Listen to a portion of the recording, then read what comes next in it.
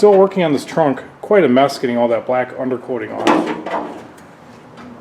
But we got the taillights out, and it's really a problem if you're just working here and you can't see what's going on, but then when you look through this taillight, you can't see the taillight hole because you're in there. This quarter here is really nice. Showing the taillight's missing. So you get a straight shot in there. Yeah, the seam sealer is coming undone back here. I just hope I can remember where all the seam seal this car. After it's all in primer, everything's more visible, and anything you got a seam, you're just gonna drag that around and just make sure water doesn't sit in between two pieces of metal. So this stuff's so old and dry, it wasn't even doing anything. We'll have to get like a hooked pick and drag that out. It wouldn't be protecting anything anymore. It would just hold water.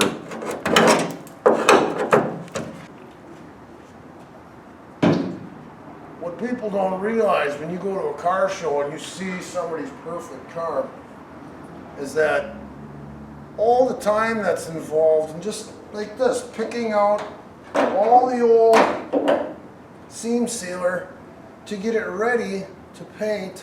They always say 99% of the time is prep. If we don't prep it good, it'll look like crap when it's done.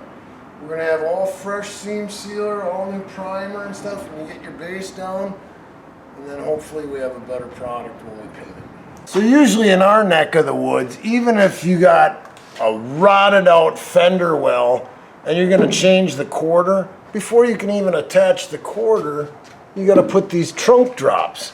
These are all these filled in with grit and sand, and then it stays moist, and these all rot out. So you gotta make this patch, which you usually can't get. And once that's welded to the floor, then you'll have something to, spot weld your quarter to. But these are all solid. He just wants to get all this stuff off. And I think it's kind of nice to have some kind of undercoating because as tires throw rocks up, then, if it's just painted, it'll scratch it. But I don't think you're going to be riding through gravel and stuff with this one. Too much work's going into this to ride it through gravel. So I don't know if the angle of the camera and the light's going to pick that up, but this guy could have, if you're going to paint, you could at least knock some dingers back in. And everybody's got a story that they could kick themselves in the ass after they had their car all painted and they were going to be changing wheels or something. They put a hydraulic jack in there because a hydraulic jack's a lot better than a bumper jack or whatever. And there's really no way to hold it down. And they're going, oh, I'm just going to take it easy when I'm going home. Something happens, like your buddy comes alongside you and wants to race, and you take off and all of a sudden you hear this clunk. And you're like, damn it. And you know you're going to have a big dinger going outside of the quarter panel, and you'll never do that again. I just want to see if this is going to work on this heavy undercoating, because if we go to take all this off, it's that paint underneath here, so it looks like a brand new car when we're done. If we could just put stripper on it.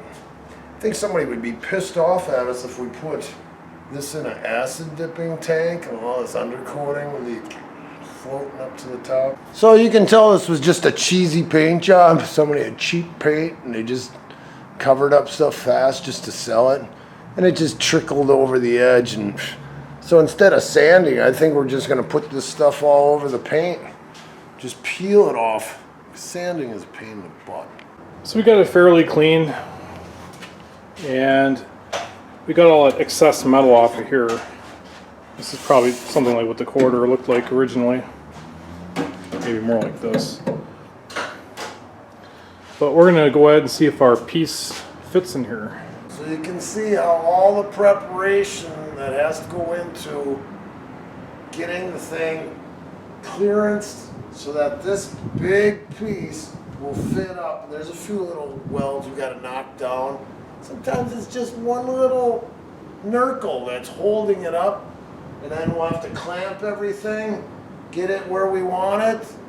And once it's clamped, maybe we can check and see how the trunk lid sits, and then it's go to welding. Pretty good back here, but like up here we got to clearance it to get it all the way up. Same with the on the other side. So this way now we have all this package tray will be done. This is all brand new. And this is all a decent channel here, but then we have to go to rebuilding all this. All this needs to be made before this piece is even tacked in. But it's fitting really nice up on the car here. So I think it's going to work out. Oh yeah, there's a lot of work, but I mean, if we would have wanted to fabricate all that, it would have been ridiculous. This is saving time. There's a lot of people that made suggestions that we should have gotten the back window out of an El Camino and leveled off the floor, and we would have had a short little Oldsmobile El Camino.